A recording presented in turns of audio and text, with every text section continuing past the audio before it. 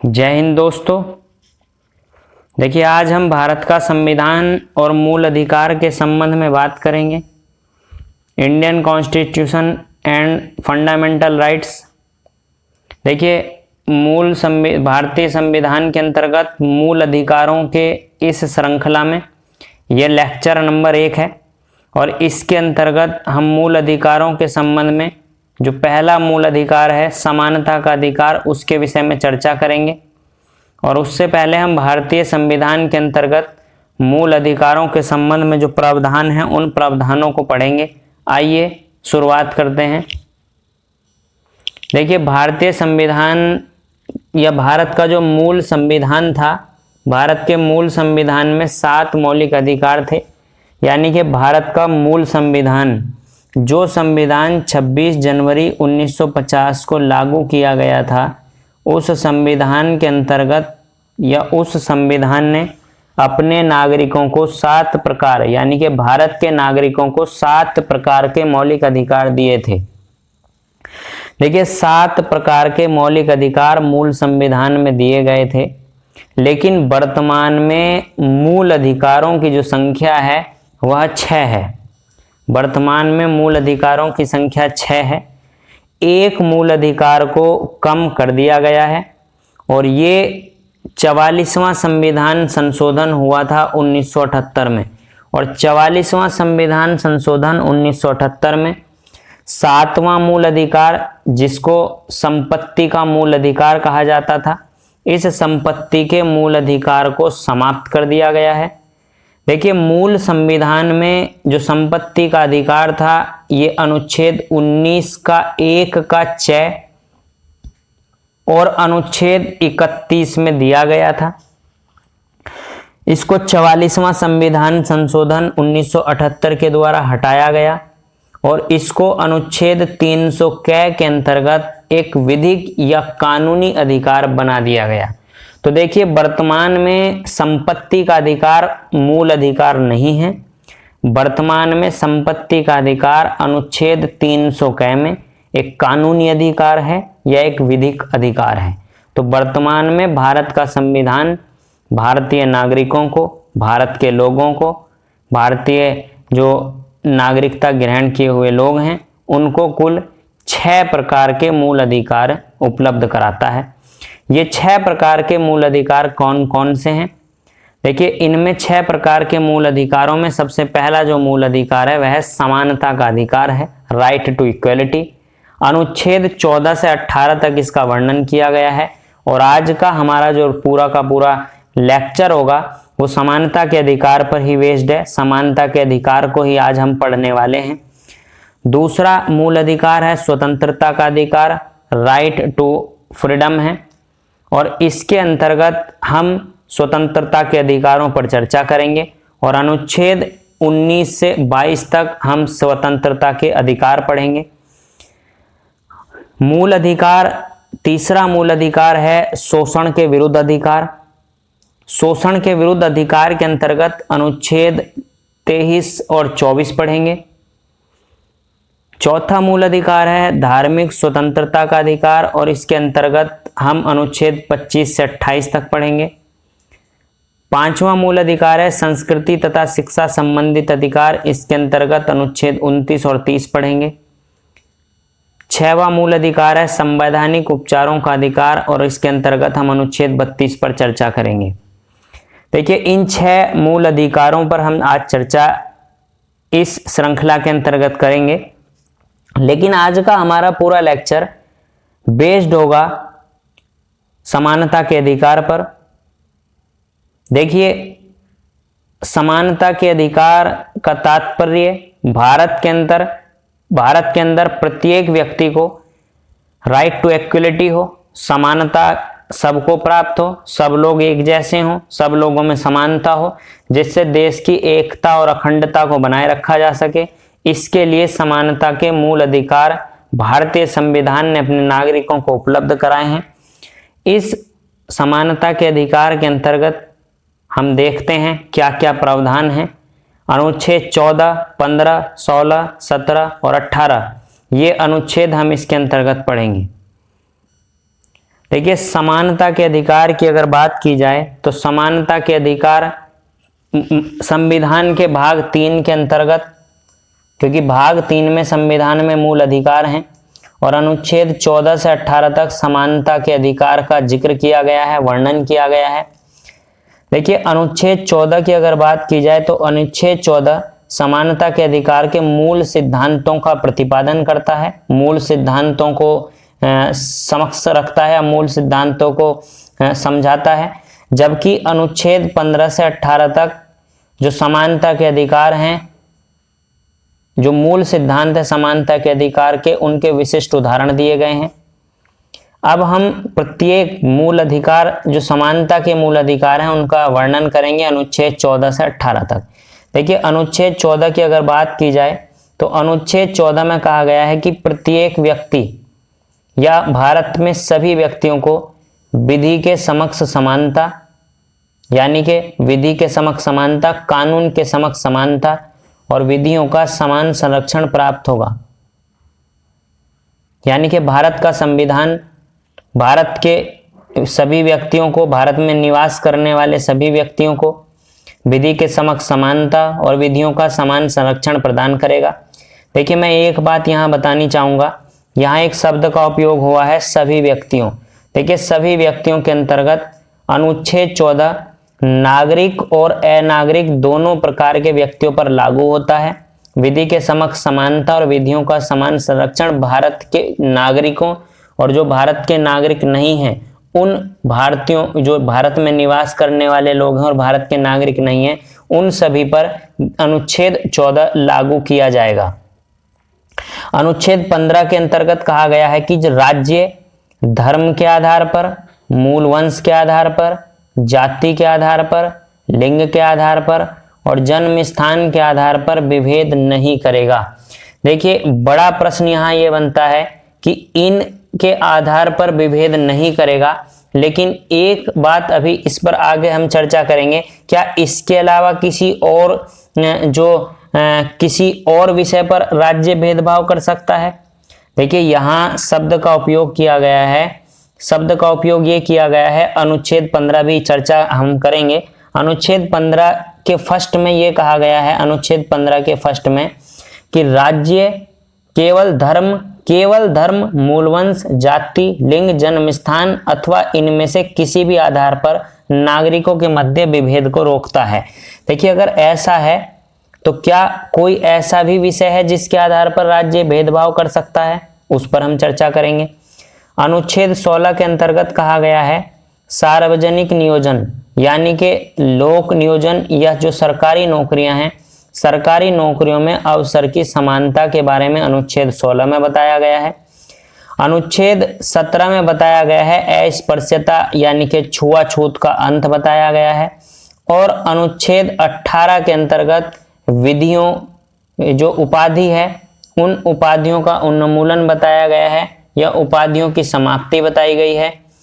देखिए, अनुच्छेद 18 के अंतर्गत जो उपाधि हैं उन उपाधियों का अंत बताया गया है।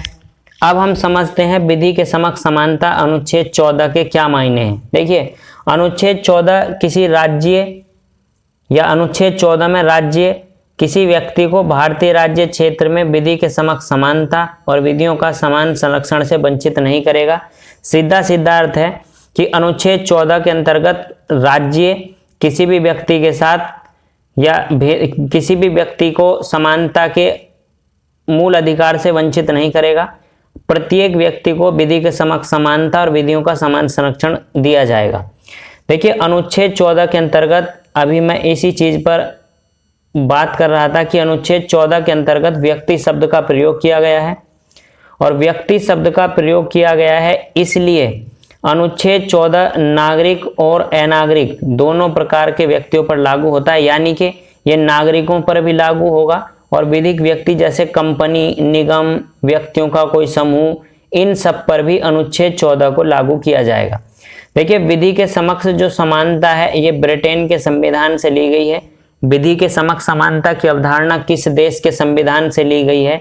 तो उत्तर होगा विधि के समक्ष समानता की अवधारणा ब्रिटेन के संविधान से ली गई है।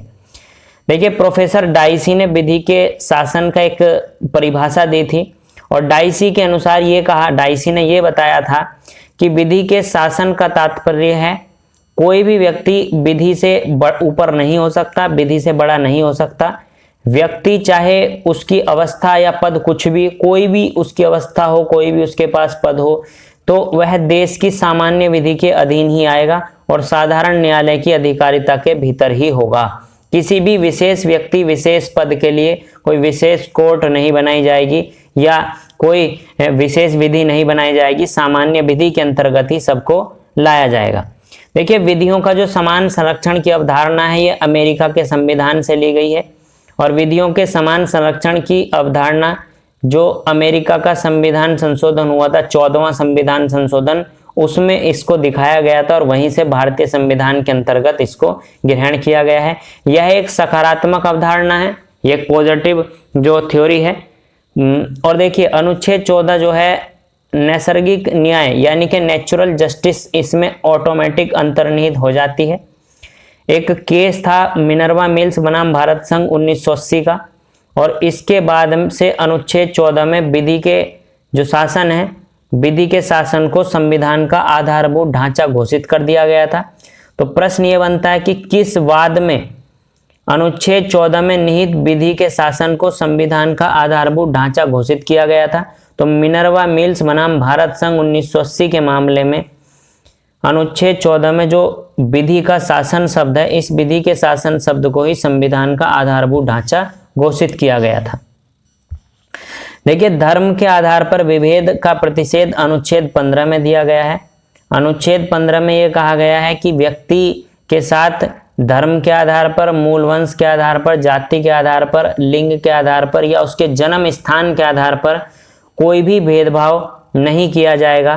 देखिए अनुच्छेद 15 केवल भारतीय नागरिकों को प्राप्त है, यह अनागरिकों को प्राप्त यानी कि विदेशी लोगों को प्राप्त नहीं है।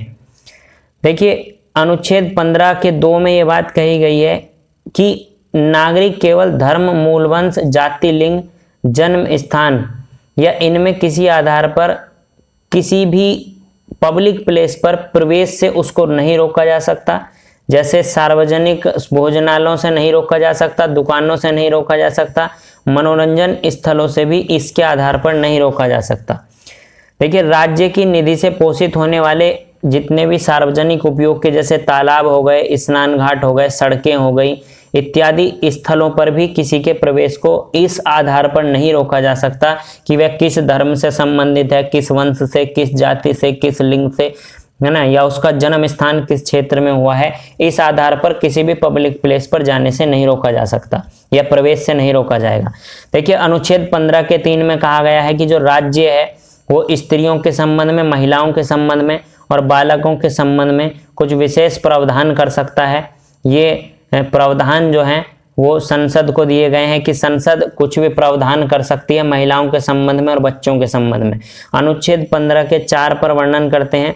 देखिए पहला संविधान संशोधन 1951 में हुआ और 1951 में अनुच्छेद 15 के 4 को जोड़ा गया। देखिए इस संशोधन के द्वारा जो मद्रास राज्य बनाम चंपा एक वाद हुआ था, इसमें इस मामले में जो इसके प्रभाव को समाप्त करने के लिए ही जो सुप्रीम कोर्ट ने निर्णय दिया था उसके अंतर्गत ये कहा गया था कि सामाजिक और शैक्षणिक यानी कि जो पढ़ाई लिखाई से और सामाजिक दृष्टि से पिछड़े हुए नागरिक हैं उनके लिए जो संसद प्रावधान कर सकती है, अनुसूचित जाति के लिए प्रावधान विशेष तौर पर कर सकती है और अनुसूचित जनजाति के तौर पर प्रावधान कर सकती है। देखिए कई बार हम ये देखते हैं कि जो शैक्षणिक जो संस्थाएं हैं, जो स्कूल हैं, जो कॉलेजेस हैं, उनके अंदर दिया जाने वाला जो आरक्षण है वो आरक्षण अनुच्छेद 15 के तहत ही दिया जाता है। देखिए शिक्षण संस्थाओं में आरक्षण का प्रावधान 15(4) के तहत ही किया जाता है। इसमें अनुच्छेद 15 इसमें जो संविधान संशोधन हुआ था 93वां संविधान संशोधन 15 के 5 में, अनुच्छेद 15 का 5 93वां संविधान संशोधन 2005 में जोड़ा गया और 2005 में जोड़ने के बाद जो प्राइवेट विश्वविद्यालय हैं, प्राइवेट विद्यालय हैं, प्राइवेट जो शैक्षणिक संस्थान हैं उनके अंतर्गत भी रिजर्वेशन के प्रावधान किए गए। तो देखिए सरकारी शिक्षण संस्थानों में अनुच्छेद 15 का 4 के तहत रिजर्वेशन के प्रावधान है और प्राइवेट संस्थाओं में अनुच्छेद 15 का 5 के तहत जो है प्रावधान दिए गए हैं। और अनुच्छेद 15(4) जो जोड़ा गया है ये पहला संविधान संशोधन 1951 में जोड़ा गया है और अनुच्छेद 15(5) जो जोड़ा गया है वो 93वां संविधान संशोधन 2005 में जोड़ा गया है, जो प्राइवेट शैक्षणिक संस्थाओं में रिजर्वेशन से संबंधित है। देखिए, अशोक ठाकुर बनाम भारत संघ के मामले में 5 सदस्यीय एक संविधान पीठ बनी और इसने सर्वसम्मति से केंद्रीय शिक्षण संस्थान में प्रवेश आरक्षण अधिनियम 2005 और 93वां संविधान संशोधन अधिनियम 2005 को संवैधानिक घोषित किया और उसको सही ठहराया। देखिए, अवसर की समानता पर जिक्र करते हैं। अवसर की समानता अनुच्छेद 16 के अंतर्गत दी गई है। इसमें कहा गया है लोक नियोजन या पब्लिक सर्विस, लोक नियोजन या पब्लिक सर्विस में अवसर की समानता प्रदान की जाएगी। अनुच्छेद 16 और अनुच्छेद 16(2), अनुच्छेद 16 और 16(2) में अवसर की समानता के सिद्धांत दिए गए हैं और 16(3), 16(4) और 16(5) जो है इनके अपवाद दिए गए हैं। ये अपवाद किस प्रकार के हैं? जैसे रिजर्वेशन में आरक्षण की बात होती है ना, तो इस प्रकार से ये अपवाद की श्रेणी में गिने जाएंगे। देखिए, अनुच्छेद 16 का वर्णन करते हैं। 16(1) अनुच्छेद 16(1) में ये कहा गया है कि राज्य के अधीन किसी पद पर नियोजित अथवा नियुक्ति के संबंध में सभी नागरिकों को समान अवसर दिए जाएंगे। अवसर में किसी के जो है कोई जो भेदभाव नहीं किया जाएगा, सबको पब्लिक सर्विस करने के अवसर दिए जाएंगे। अनुच्छेद 16 के अंतर्गत 16(2) के अंतर्गत ये कहा गया है इस विषय में केवल धर्म, मूलवंश, जाति, लिंग, जन्म स्थान आदि के आधार पर कोई भेदभाव नहीं किया जाएगा। देखिए, अगर अनुच्छेद 16 का 3 जो है, अनुच्छेद 16 का 3 अनुच्छेद 16 के 2 का अपवाद है। इसमें कहा गया है कि किसी व्यक्ति को इस आधार पर अयोग्य नहीं माना जाएगा कि वह किसी राज्य या देश का निवासी नहीं है। देखिए, अनुच्छेद 16 का 4 जो है वो 1 और 2 का अपवाद है और अनुच्छेद 16 के 4 का अगर मैं वर्णन करूं तो अनुच्छेद 16 के 4 में जो दिया गया है, अनुच्छेद 16(4) में दिया गया है जो पिछड़े वर्ग हैं, जो ओबीसी हैं, अनुच्छेद 16(4) में जो ओबीसी हैं उन ओबीसी के रिजर्वेशन का प्रावधान किया गया है। और देखिए, अगर रिजर्वेशन ओबीसी या एससी एसटी को अगर रिजर्वेशन आरक्षण दिए जा रहे हैं और हमें ये भी कहा जा रहा है कि यहाँ भेदभाव नहीं होगा, लेकिन ये अपवाद हुआ और अपवाद हुआ ये किसके आधार पर? अपवाद हुआ ये जाति के आधार पर। तो जाति के आधार पर यानी कि कुछ विषयों पर जो संसद है वह भेदभाव कर सकती है, ये उसको अधिकार दिए गए हैं। और देखिए, अनुच्छेद 16 के 4 के आधार पर ही जो मंडल आयोग का मामला था इंदिरा साहनी बनाम भारत संघ, उसमें जो HM कानिया मुख्य न्यायाधीश थे उन्होंने एक निर्णय दिया था 6:3 के अनुपात से और इसी के आधार पर पिछड़े वर्ग को 27% आरक्षण को वैध माना गया था। देखिए, मंडल आयोग का मामला सब लोग जानते होंगे, मंडल आयोग बड़ा चर्चा में रहा था, इस पर कभी एक लेक्चर अलग से बनाएंगे। देखिए, मंडल आयोग की अगर बात की जाए तो मंडल आयोग के विषय में एक जो इंदिरा साहनी बनाम भारत संघ का एक मामला हुआ था, इंदिरा साहनी बनाम भारत संघ, और इंदिरा साहनी बनाम भारत संघ के मामले में अनुच्छेद 16(4) जो है 16(4) के संबंध में प्रमुख वाद था। और अगर इसमें बात की जाए तो इसमें जो मुख्य न्यायाधीश थे HM कानिया, और HM कानिया की न्यायाधीशता में एक 9 जजों का पैनल बनाया गया था और 9 जजों के पैनल ने 6:3 के अनुपात से जो ओबीसी है, ओबीसी वर्ग के 27% आरक्षण को वैध ठहराया था और इसको वैध मानना था। और जो पिछड़े वर्ग का संपन्न यानी कि पिछड़े वर्ग के अंतर्गत जो संपन्न वर्ग है, देखिए, पिछड़े वर्ग के अंतर्गत पिछड़े वर्ग को 2 कैटेगरी में बांट दिया गया है। ओबीसी को, ओबीसी का 2 वर्ग है, एक तो वो वर्ग है जो संपन्न वर्ग है यानी कि जिसको क्रीमी लेयर, इस लेयर को क्रीमी लेयर बना दिया गया, क्रीमी लेयर, और क्रीमी लेयर के ऊपर के जो लोग हैं ये संपन्न लोग माने जाएंगे, इनको आरक्षण का प्रावधान, आरक्षण के लाभ नहीं दिए जाएंगे। जबकि क्रीमी लेयर से नीचे या इस सीमा रेखा से नीचे जितने भी लोग अपना जीवन यापन करते हैं उन सबको ओबीसी के 27% आरक्षण का लाभ दिया जाएगा। देखिए उसके बाद अनुच्छेद 17 पर हम बात करेंगे, और अनुच्छेद 17 की अगर बात की जाए तो देखिए अनुच्छेद 17 में क्या दिया गया है। अनुच्छेद 17 में है अस्पृश्यता का अंत। अनुच्छेद 17 में है अस्पृश्यता का अंत। और देखिए अस्पृश्यता के अंत की अगर बात की जाए तो ये समानता के अधिकार का एक विशिष्ट उदाहरण है। अस्पृश्यता को पूर्णतः समाप्त करते हुए उसको पूरे तरीके से निषिद्ध कर दिया गया है और दंडनीय अपराध घोषित कर दिया गया है। अगर कोई व्यक्ति अस्पृश्यता या छुआछूत करता हुआ पाया जाएगा तो वह अपराध की श्रेणी में माना जाएगा और दंडनीय अपराध की श्रेणी में माना जाएगा। इसके लिए संसद ने अपनी शक्ति का प्रयोग किया और एक अधिनियम बनाया, अस्पृश्यता अपराध अधिनियम 1955। देखिए अस्पृश्यता अपराध अधिनियम 1955 बनाया और इसके अंतर्गत अगर कोई व्यक्ति अस्पृश्यता करता है, छुआछूत करता है या बढ़ावा देता है तो इसके खिलाफ 500 रुपये का जुर्माना या 6 माह की कारावास अथवा दोनों के प्रावधान किए गए। लेकिन 1976 में इसमें फिर परिवर्तन किए गए और फिर परिवर्तन करके इसका जो नाम है नाम बदल दिया गया। देखिए पहले इसका नाम था अस्पृश्यता अपराध अधिनियम 1955, लेकिन अब इसका जो नाम कर दिया गया वह नाम इसका कर दिया गया सिविल अधिकार संरक्षण अधिनियम। अब 1976 में, देखिए 1976 में इसका नाम बदल कर दिया गया सिविल अपराध संरक्षण अधिनियम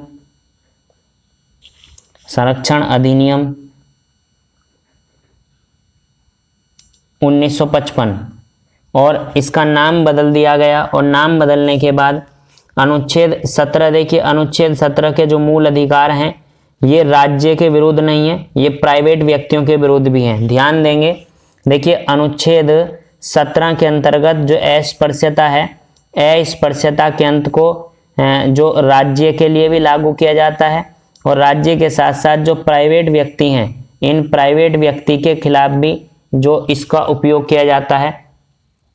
देखिए अब हम अनुच्छेद 18 का वर्णन करते हैं। अनुच्छेद 18 के अंतर्गत दिया गया है, अनुच्छेद 18 में उपाधियों का अंत। और उपाधियों के अंत की अगर बात की जाए तो देखिए राज्य को उपाधि प्रदान करने और नागरिक और अनागरिकों को उपाधियां ग्रहण करने के प्रतिषिद्ध किया गया है। यानी कि इसके अंतर्गत ये कहा गया है कि राज्य किसी भी व्यक्ति को उपाधि नहीं देगा। और देखिए इसके अंतर्गत फिर अनुच्छेद 18 का 1 बनाया गया और अनुच्छेद 18 के 1 में कहा गया है कि राज्य जो है सेना, जो मिलिट्री है सेना, और सेना के साथ साथ जो विद्या एकेडमिक है उनको छोड़ करके कोई भी उपाधि राज्य किसी भी व्यक्ति को नहीं देगा। केवल ये 2 प्रकार की उपाधियां ही दी जा सकती हैं, सेना से संबंधित और एकेडमिक यानी कि शिक्षा से संबंधित। और अगर कोई व्यक्ति, देखिए अनुच्छेद 2 खंड 2 के अंतर्गत अगर मैं बात करूं तो इसमें कहा गया है कि कोई भारतीय नागरिक किसी विदेश राज्य से, अनुच्छेद 18 के खंड 2 में ये कहा गया है कि भारत का कोई भी नागरिक, देखिए कोई भी नागरिक विदेश से कोई भी उपाधि धारण नहीं करेगा, कोई भी उपाधि ग्रहण नहीं करेगा। और अनुच्छेद 18(3) में कहा गया है ऐसे विदेशी व्यक्ति जो भारत में कोई लाभ या विश्वास का पद धारण करता है उनके बारे में अनुच्छेद 18 का 3 दिया गया है। अनुच्छेद 18 का 3 ऐसे विदेशी व्यक्तियों के बारे में दिया गया है जो भारत में किसी पद पर हैं, किसी लाभ के, किसी विश्वास के पद पर हैं। तो ऐसा व्यक्ति किसी विदेशी राज्य की अगर कोई उपाधि ग्रहण करेगा तो वह केवल राष्ट्रपति की अनुमति से करेगा। राष्ट्रपति की अनुमति के बाद ही कोई व्यक्ति विदेशी उपाधि को ग्रहण कर सकता है। देखिए अगर किसी अनुच्छेद 18 का 4 भी देख लेते हैं। अनुच्छेद 18 के 4 में ये बात कही गई है कि अगर कोई विदेशी राज्य से अगर कोई किसी भेंट मिल रही है, कोई उपलब्धि मिल रही है, कोई पद मिल रहा है तो इसके अनुसार ऐसा कोई व्यक्ति जो भारत में किसी लाभ या विश्वास के पद पर है, कोई भेंट या जो भी उपलब्धि है वो राष्ट्रपति की अनुमति के बिना ग्रहण नहीं कर सकता, उसको राष्ट्रपति के अनुमति लेनी पड़ेगी। और देखिए अनुच्छेद 18 सिर्फ निर्देशात्मक है, आदेशात्मक नहीं है। ये बड़ा समझने वाला पॉइंट है कि अनुच्छेद 18 जो है ये केवल निर्देशात्मक है, इसके अंतर्गत केवल निर्देश जैसी भावना है, निर्देश दिया गया है, ये निर्देशात्मक है। ये जो है दूसरी प्रकृति यानी कि ये जो है आदेशात्मक नहीं है। आदेशात्मक का मतलब ये है कि अगर इसका कोई उल्लंघन करता है तो इसका उल्लंघन दंडनीय नहीं है, लेकिन संसद इसके संबंध में दंड के प्रावधान कर सकती है। तो देखिए अनुच्छेद 18 की प्रकृति निर्देशात्मक है, आदेशात्मक इसकी प्रकृति नहीं है। आदेशात्मक अगर इसकी प्रकृति होती तो इसके संबंध में सजा का प्रावधान होता, कोई विशेष कानून इसके संबंध में होता, लेकिन निर्देशात्मक होने के बावजूद भी संसद को यह अधिकार है कि संसद क्या कर सकती है, संसद जो इसके संबंध में कानून का निर्माण कर सकती है। देखिए एक वाद हुआ था इसी के संबंध में, एक बात और मैं आपको बताना चाहूँगा। एक सुप्रीम कोर्ट का केस था, बालाजी राघवन बनाम भारत संघ, 1996 का केस था, 1996 का केस था। बालाजी राघवन बनाम भारत संघ, बनाम भारत संघ। देखिए इस वाद के अंतर्गत, ये 1996 का वाद है, इसके अंतर्गत ये कहा गया था, सर्वोच्च न्यायालय द्वारा ये बताया गया था कि भारत रत्न, पद्म विभूषण और पद्मश्री अलंकरण, देखिए जो भारत रत्न है, जो पद्म विभूषण है, पद्म विभूषण और पद्मश्री,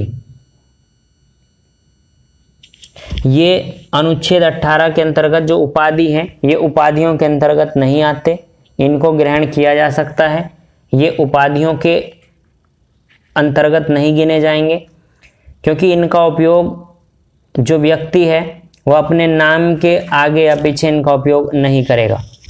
धन्यवाद। देखिए अगर आपको हमारी वीडियो अच्छी लगती है तो शेयर करें, लाइक करें, और अगर हमारी वीडियो से संबंधित कोई भी सुझाव, कोई भी फीडबैक हो तो कृपया कमेंट करें। धन्यवाद।